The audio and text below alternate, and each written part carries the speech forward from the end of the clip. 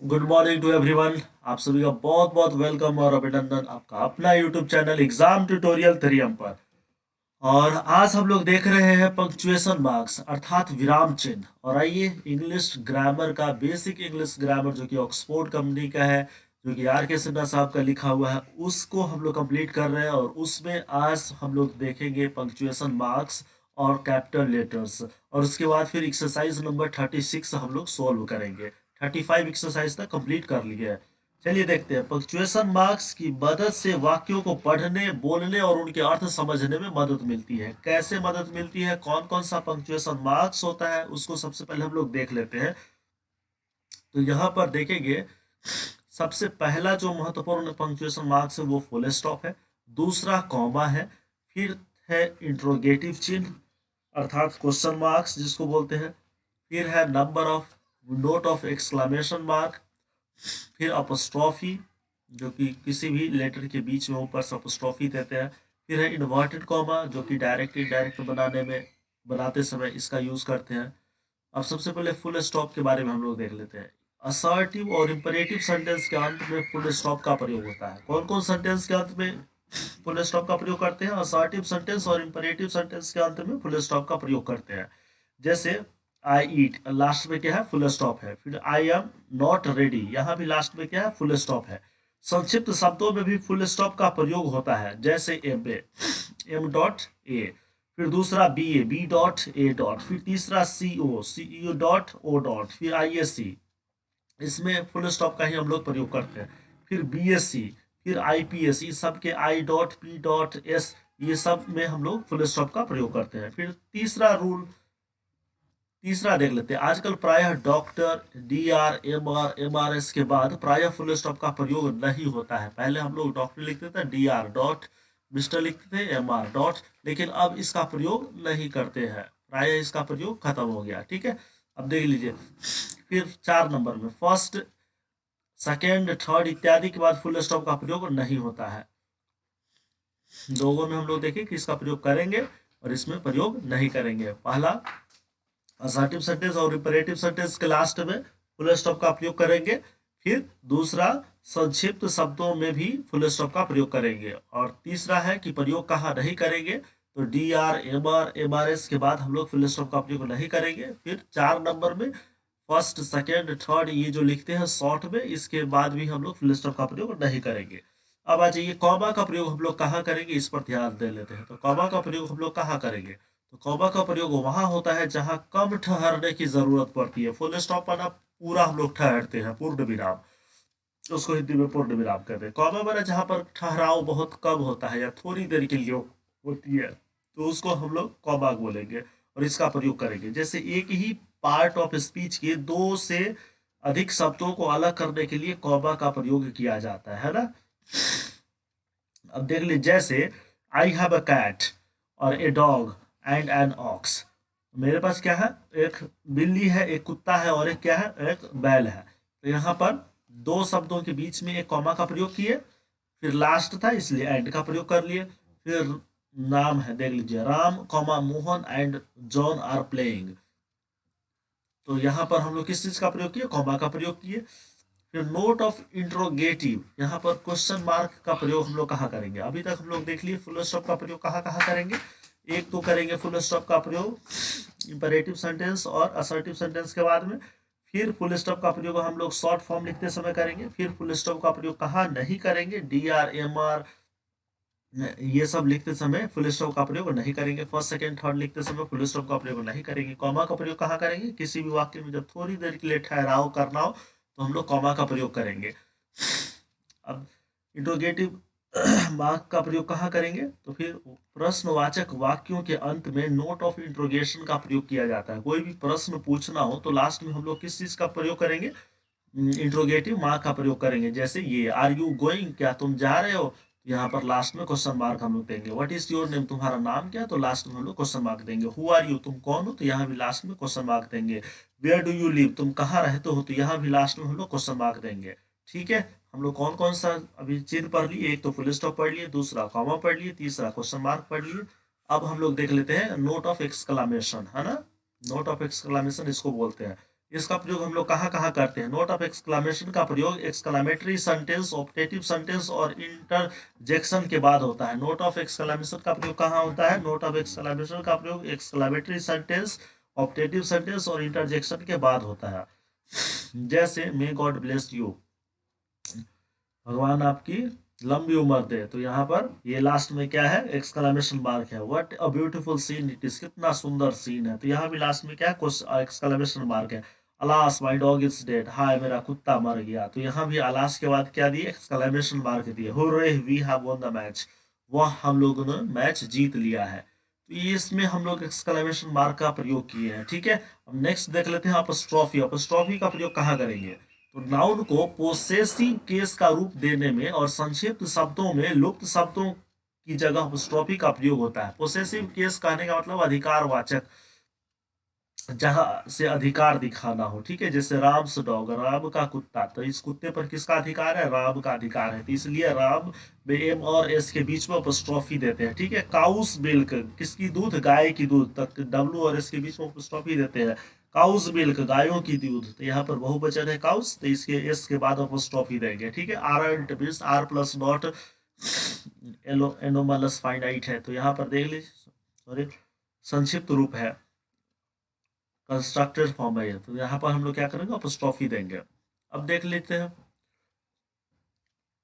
उसी तरह से इजंट है, काइंड है। अब आइए 6 नंबर में इन्वर्टेड कॉमा का प्रयोग हम लोग कहाँ करेंगे?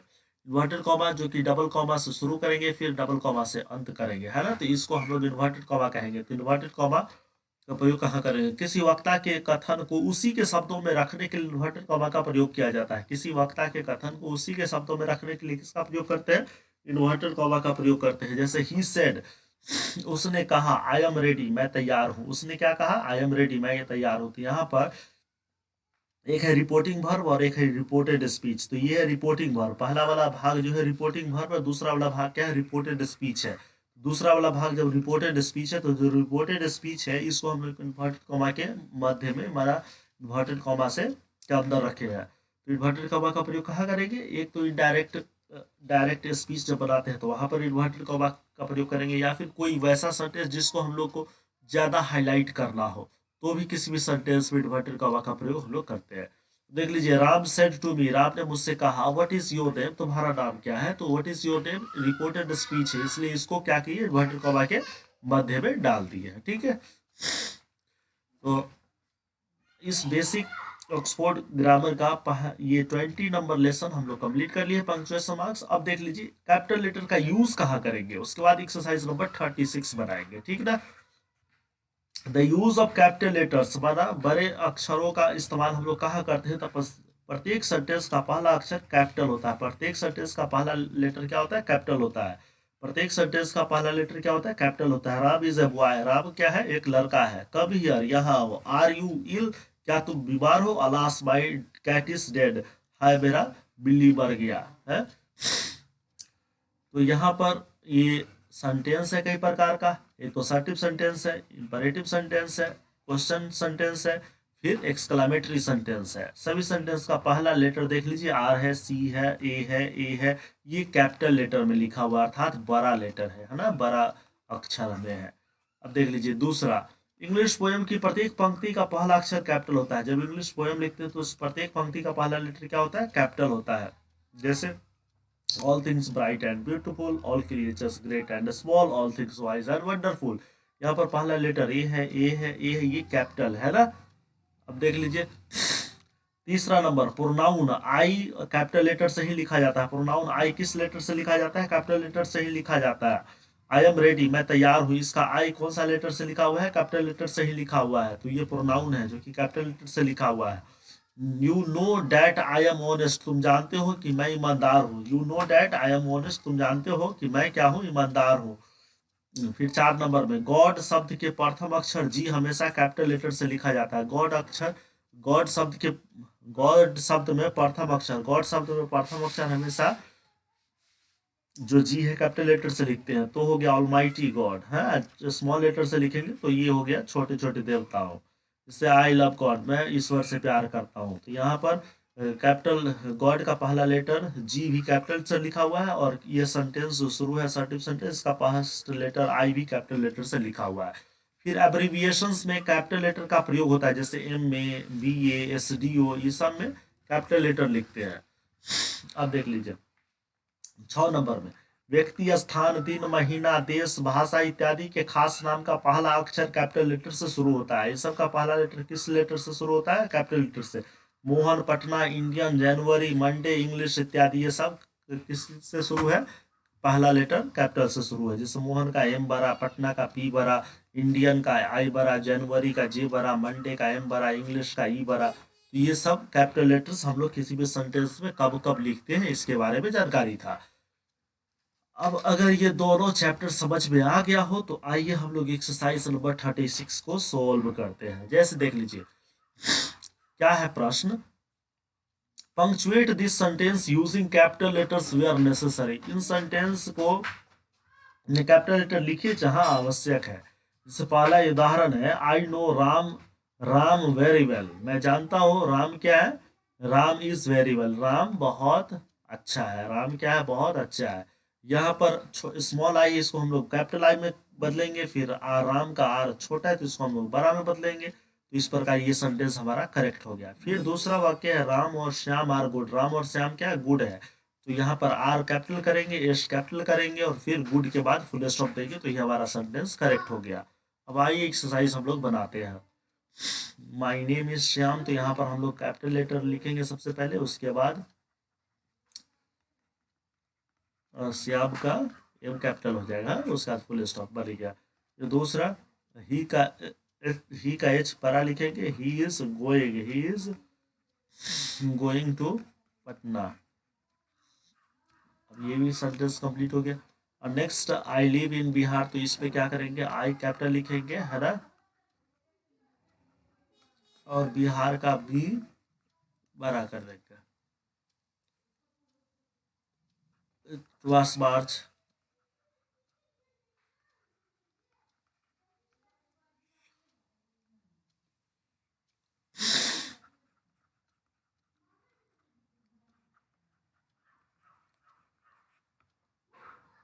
फिर 6 नंबर में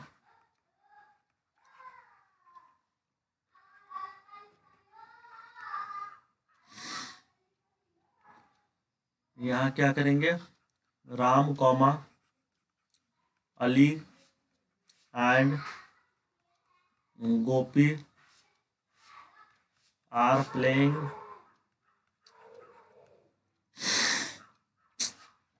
व्हाट इज योर नेम में डब्लू बड़ा, व्हाट इज योर नेम, अब क्वेश्चन मार्क डालेंगे। फिर श्याम का एस बड़ा, Shyam Babu is an MP। फिर इसका आई बड़ा, I am a video.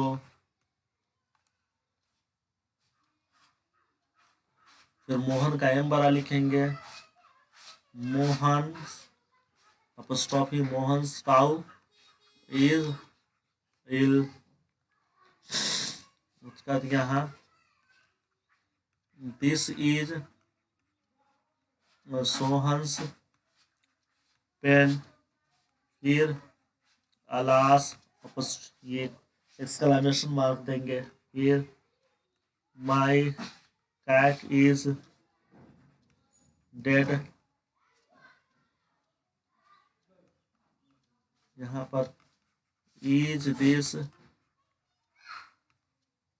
Ram, यहाँ पर क्वेश्चन मार्क देंगे। चलिए ये सेंटेंस हम लोग का कंप्लीट हो गया, एक्सरसाइज भी कंप्लीट होगा। फिर हम लोग नेक्स्ट एक्सरसाइज बनाएंगे।